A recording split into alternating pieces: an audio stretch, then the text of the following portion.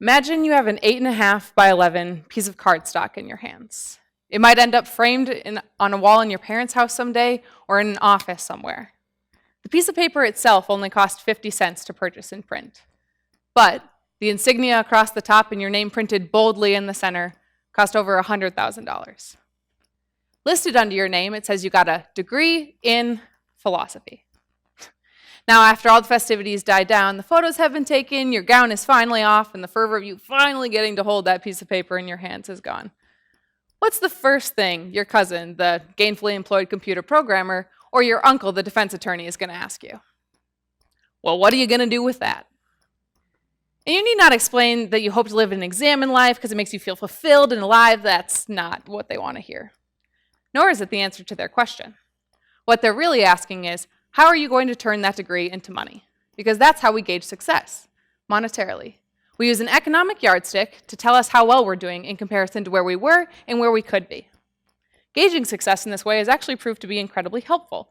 It's given us immense potential to gauge our own productivity in pursuit of progress and advancement. We're consistently creating, discovering, and innovating to do more, move faster, and be better. And to make the most money possible while we do it. But this economic yardstick against which we measure success is having a drastic, devastating, and potentially fatal effect on our value system. It's oversimplifying how we define what is valuable. Some things can't be explained easily in economic terms, but by attempting to gauge them as such, we constrict the value of that thing to the extent that other values it might have go unaccounted for, or worse, are lost at money's expense. Simply put, we're trying to assign dollar signs to things that do not and should not have them. And in this process, we're reducing our own value system to shallow economics. And we're losing the capacity to talk about and defend things that have value in and of themselves, like education. And if we're not careful, we could lose things that can't be measured in economic terms. Here's how it happens. So the classical university was designed to fulfill a tripartite mission: teaching, research, and public service. Its goal was to educate and cultivate knowledge in and for the community that it served. The original universities at Paris, Bologna, Cologne, and Oxford trained their students in medicine, law, and theology, while also teaching them in the liberal arts, with the hopes that one day they would be the future leaders of and cognizant participants in their society. The university was also a place of knowledge cultivation, where students and academics undertook research to add to the growing body of knowledge. Thus, through teaching and research, the university fulfilled its third part of its tripartite mission, which was public service. Through the good of its practices, its teaching, and its adding to the general body of knowledge upon which that community was educated, the university provided a good to society, one that was determined by social welfare.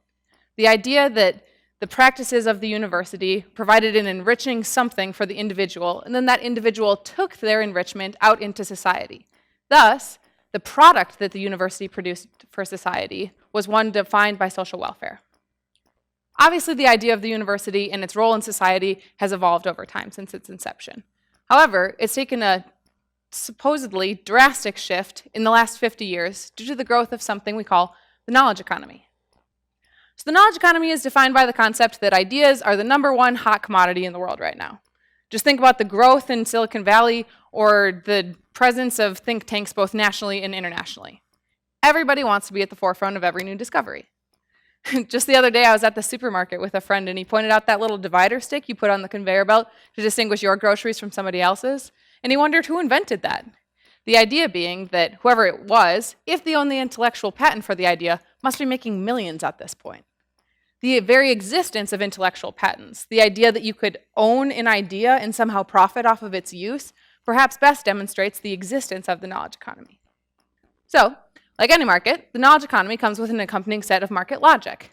An increase in demand for ideas means there will be more idea producers. Among those producers, there will be a preference for applicable and profitable ideas that are produced in an efficient way. So table that, let's look back at the university. So research and adding to the growing body of knowledge has always been a part of what the university does, right? So now it's looked to as a knowledge producer. Institutions of higher education are looked to meet the demand for new ideas. The university functions as a pseudo-think tank like it always has. Society benefits from those ideas, and then the university gains prowess and status and future funding for the profitability and applicability of those ideas. Thus, the university serves the public in its production of an economic good, a profitable good. So the success of not only individual institutions, but the entire higher education venture is one that's measured with an economic yardstick. So this differs from the original understanding of how we looked at the public service mission of the university, and that it's assigned dollar signs, as opposed to one that has to do with social welfare, enrichment of the individual, and then enrichment of society. It's gauged in an economic sense. Now, some of you may be thinking, that doesn't sound all that bad. It sounds like we're benefiting from the university. And we are.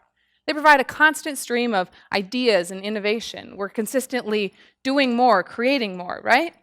They provide new research, things like Honeycrisp apples, pesticides, or countless medical advancements have come out of higher education research and have made us all better, more advanced, successful. And now we have a way to gauge the productivity of the university and ensure that it provides that benefit to us, right? We can either withhold funding or give it funding to ensure that it's doing something good for us. Sounds simple. But let's look back at that market logic to figure out how the university goes about achieving that success. So, if the success of a university is defined by its efficient production of applicable and profitable goods, the university and society would be best served if the university, like any structure governed by market logic, allocated its resources to the most efficient production of the most profitable goods. This is basic market logic. You want to allocate your resources to the most profitable pursuits to make the highest net gain. Well, what does that look like within the university? Well, to prioritize the efficient production of applicable and profitable goods, we would likely allocate resources to the research areas that do that best, the disciplines whose style and research output best meet that demand. So let's think. Efficiency, applicability. There go the social sciences and humanities. These areas of study just do not meet the standards of efficiency, applicability, or profitability. I mean, how does a historian make economic profit? By publishing a book? How do we monetize new literary theories or sociological studies? These areas of study just don't produce the ideas that are in demand, nor do they do so in an efficient, measurable, or profitable way. Thus, resources are wisely allocated elsewhere to the areas that do this, like STEM subjects and business. Oh, and along the way, we'll have to say goodbye to teaching as well. I mean, if the value of the university is in its efficient production of ideas, all of our best efforts should be going into research, not teaching. Now, some of you may be thinking we could never fully do away with teaching because we're always going to have to teach for future researchers. That's true. But if that is the case, we'd likely adopt the most efficient way possible to teach those future researchers. So teaching would look a bit different from what we've known it to be. Classes would be designed around the mass transmittance of content and skill with little discussion as to why these things are even worth knowing. There would just simply be no discussion.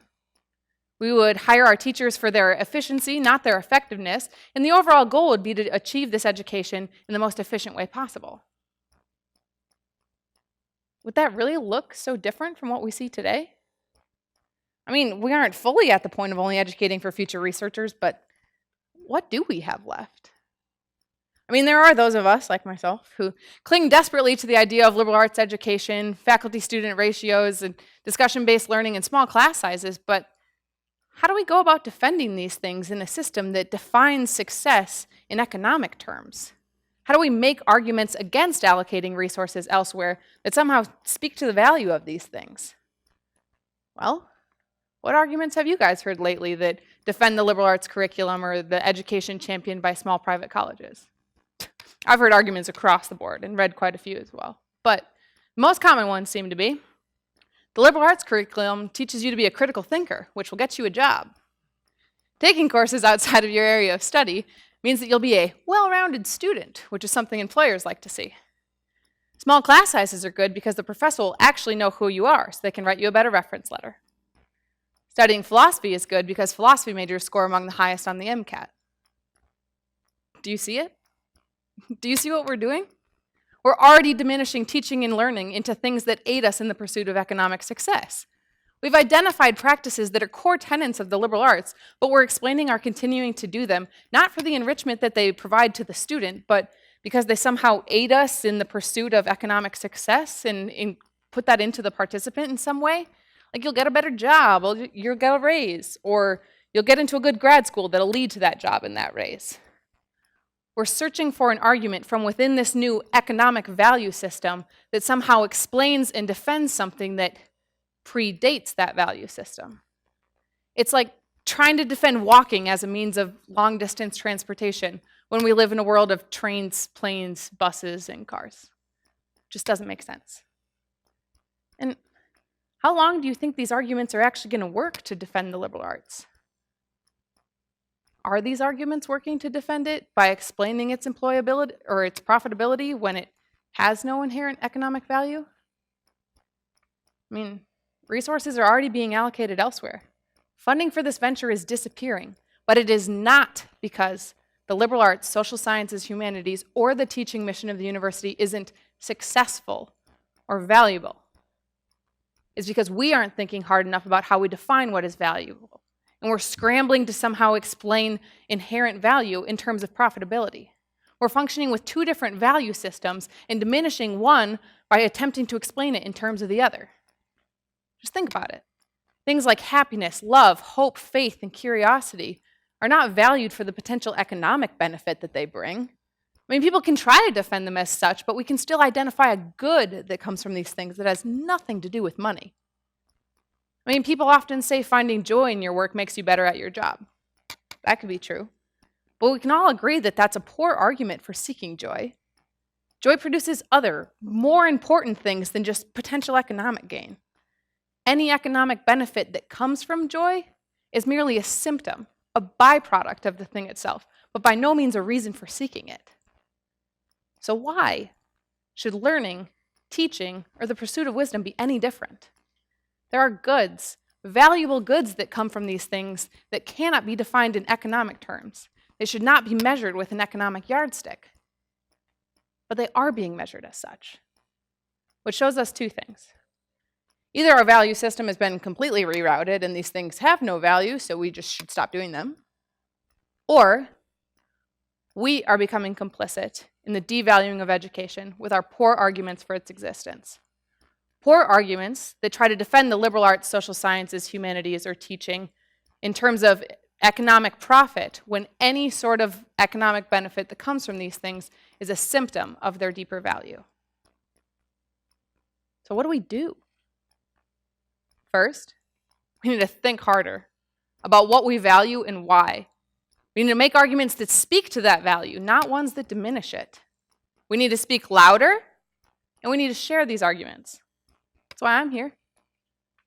Perhaps most importantly is we need to find a way to fund higher education so the university remains and retains its purpose as a place of curiosity-based inquiry that seeks to promote the value of living an examined life through the pursuit of one's passion.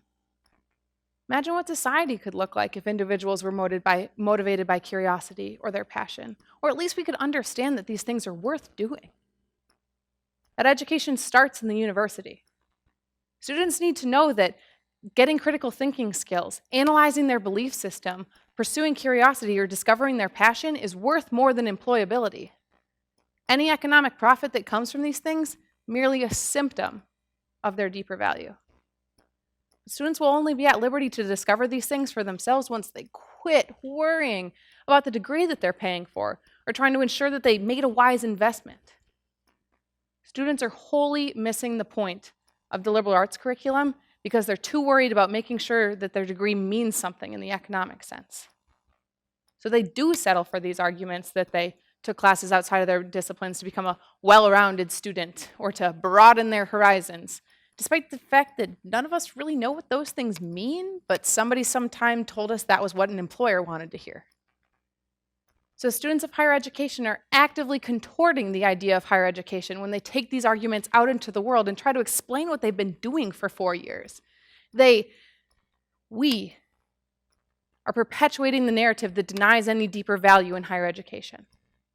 Students need to be able to do away with the economic measurement of success and dig into the deeper value of their education. But that's only going to happen once we do away with the idea of the student consumer and quit monetizing and quantifying 4 years of study. Students deserve better. There's value in the university beyond money in its commitment to pursue curiosity and to teach its students to do the same. It's time we toss aside the economic yardstick, analyze what is valuable and why, and start defending it. So when that philosophy student graduates, and you face your relatives or your future employers or just the world in general, you're met with affirmation and not skepticism. So we don't have to doubt that seeking wisdom and living an examined life is just as fulfilling and legitimate a life motivator as seeking money. So we can all finally agree that there's value in education that cannot and should not be defined in dollars. Thank you.